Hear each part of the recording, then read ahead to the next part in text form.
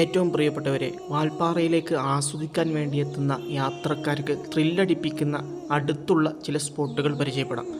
വാൽപ്പാറയിൽ നിന്ന് അല്പം മാറി ഏകദേശം 5 മിനിറ്റ് മാത്രം യാത്ര ചെയ്താൽ എത്തുന്ന വാൽപ്പാറ ബോട്ട് ഹൗസ് നമുക്ക് കാണാൻ കഴിയും. നിലവിൽ ബോട്ട് ഹൗസിന്റെ നവീകരണ പ്രവർത്തനങ്ങൾ നടക്കുന്നതിനാൽ അതിന്റെ സുന്ദര കാഴ്ചകൾ പിന്നീട് കാണാം. ഇനി നമ്മൾ പോകുന്നത് വാൽപ്പാറയിൽ നിന്ന് അല്പം മാറി 2.5 കിലോമീറ്റർ മാത്രം സഞ്ചരിച്ചാലെത്തുന്ന കൂളാങ്കൽ റിവറിലേക്കാണ്.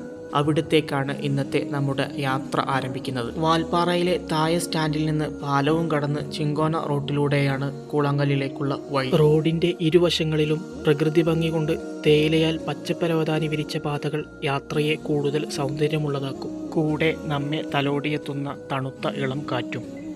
വാൽപ്പാറ ടൗണിൽ നിന്ന് തൊട്ടടുത്തായതുകൊണ്ടും എല്ലാവർക്കും ഒരുപോലെ കുളിക്കാനുള്ള സൗകര്യമുള്ളതുകൊണ്ടും അതുപോലെ ഫോട്ടോഷൂട്ടിന് പ്രകൃതിയൊരുക്കിയ സുന്ദര സ്ഥലങ്ങൾ കൂളാങ്കൽ റിവറിലേക്ക് കൂടുതൽ യാത്രക്കാരെ ശ്രദ്ധയാകർഷിപ്പിക്കുന്നുണ്ട്.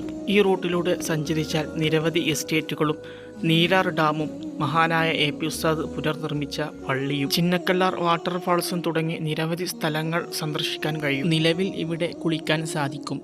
മഴ ഒന്ന് കനത്തു പെയ്താൽ പിന്നെ ഇതുപോലെ എന്തൊക്കെയായാലും വീക്കെൻഡ് ടൈമുകളിൽ ടൂറിസ്റ്റുകളെ കൊണ്ട് ഇവിടെ നിറയാറാണ് പതിവ്. വരുന്നവർക്ക് മധുരം പകരാൻ ചില കടകളെയും കാണാം.